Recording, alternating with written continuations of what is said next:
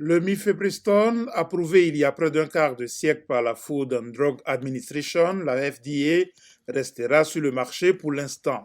La Cour suprême a rejeté la décision d'un tribunal inférieur du Texas concernant la pilule qui, associée à un second médicament, le misoprostol, est utilisée dans plus de la moitié des avortements pratiqués dans le pays.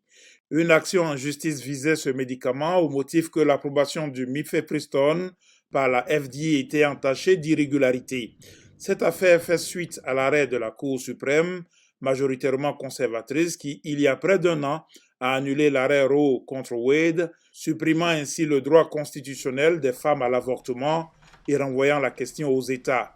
Certains législateurs ont récemment appelé à des sanctions extrêmes pour ceux qui souhaitent avorter. Dans mon État, la Caroline du Sud, un très petit groupe de législateurs a déposé un projet de loi visant à exécuter les femmes qui avortent et à donner plus de droits aux violeurs qu'aux femmes qui ont été violées. Ce n'est pas le bon message à envoyer en vue de la campagne de 2024. En Floride, à la suite d'un vote au Parlement, en catimini, le gouverneur républicain Ron DeSantis a signé un projet de loi interdisant les avortements après 6 semaines.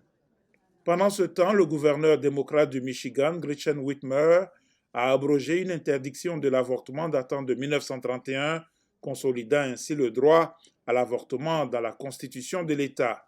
Et la décision du tribunal de première instance du Texas dans cette affaire intervient dans un contexte d'un jugement négatif du système judiciaire américain selon un récent sondage Gallup. Le droit à l'avortement s'invite sans conteste dans les thèmes majeurs de débat pour la campagne présidentielle de 2024. Le président Joe Biden, qui a fait l'éloge de la décision de la Cour suprême vendredi, a déclaré qu'il continuerait à faire pression pour que le droit à l'avortement devienne une loi.